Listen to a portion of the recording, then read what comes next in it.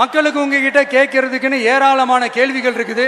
அதனால அவங்க சார்பா அவங்கள ஒருத்தனா அவங்களோட ஒரு உண்மையான ஒரு பிரதிநிதியா உங்ககிட்ட சில கேள்விகள் கேட்கணும். மிஸ்டர் பிரைம் மினிஸ்டர் அவர்களே, நம்ம தமிழ்நாட்டு மீனவர்கள் கிட்டத்தட்ட ஒரு 800 பேருக்கு மேல இலங்கை கடற்படையால தாக்கி அழிக்கப்பட்டிருக்கிறாங்க. அதை கண்டிக்கிறதுக்காக உங்களை பெருசா எதுவும் செய்ய சொல்லல, சின்னதா ஒன்னே ஒண்ணு மட்டும் செஞ்சு கொடுங்க. இனிமேலாச்சும் எங்களுடைய மீனவர்கள் பாதுகாப்பா இருக்கிறதுக்காக இந்த கச்சத்தீவை இலங்கை கிட்ட இருந்து மீட்டு கொடுத்துருங்க, அது போதும். உங்களுடைய இந்த முரட்டு பிடிவாதத்தால நீங்க நடத்துற இந்த நீட்டு தேர்வு, அதனால இங்க என்னென்ன நடக்குதுன்னு சொல்றதுக்கே மனசு வலிக்குது. அதனால அந்த நீட்டு தேர்வு தேவையில்லைன்னு அறிவிச்சிருங்க, அது போதும். செய்வீர்களா திரு நரேந்திரபாய் தாமோதர் மோடிஜி அவர்களே? எங்களுக்கு என்னென்ன தேவையோ என்னென்ன நல்லதோ அதெல்லாம் செய்ய மாட்டேங்கிறீங்க. ஆனா ஆட்சி அதிகாரத்தை மட்டும் கையில வச்சுக்கிட்டு மக்களை ஏமாத்த நேரடியாக ஒரு பாசிச பாஜக அடிமை கூட்டணி ஒண்ணு. அடுத்து உங்களோட இந்த மைனாரிட்டி ஆட்சியை ஓட்டுறதுக்காக மறைமுகமாக RSS அடிமை குடும்பம்னு இன்னொரு கூட்டணி. இப்படி மக்கள் சக்தியே இல்லாத இந்த ஊழல் கட்சிகளை மிரட்டி அடிபணிய வச்சு 2029 வரைக்கும் சொகுசு பயணம் போயிடலாம்னு திட்டம் தீட்டி வச்சிருக்கிறீங்க. அதானே ஜி?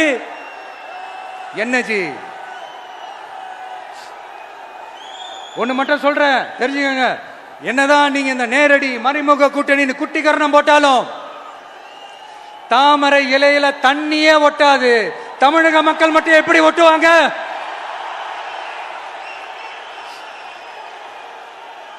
இங்க ஒரு MP சீட்டு கூட தரலன்றதுக்காக தமிழ்நாட்டுக்கும் தமிழ்நாட்டு மக்களுக்கும் எதுவுமே செய்யாம ஓரவஞ்சனை செய்யுது இந்த ஒன்றிய பாஜக அரசு.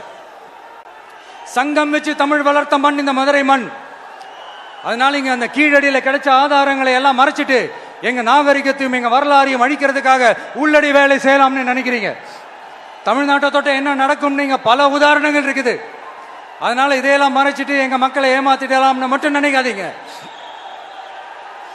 மத நல்லிணக்கத்திற்கு பெயர் பெற்ற இந்த மதுரை மண்ணிலிருந்து சொல்றேன், உங்க எண்ணம் எல்லாம் ஒரு நாளும் ஈடேறாது.